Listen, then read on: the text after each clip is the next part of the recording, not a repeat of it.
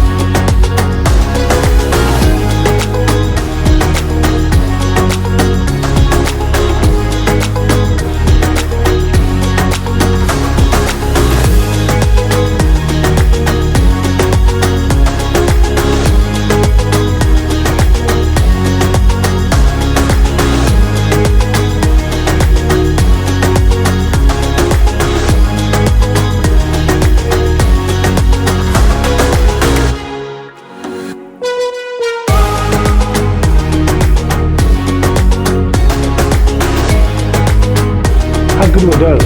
I absolutely love them. My family loves them. My friends love them. I enjoy making them. You can make it large. You can make it smaller. Just a matter of making the sausage bowl smaller or larger as you prefer. The smaller ones are great for little appetizers to dip with little dips and stuff. The larger ones are great to make sandwiches or serve with eggs or just tear them up and eat them straight out of the pan. I absolutely love this pancakes. Guys, if you enjoyed this video today, don't forget to give us those likes. And if you haven't subscribed yet, do so underneath. And don't forget to ring that bell so that way every week can come from my kitchen to your kitchen and we can cook together.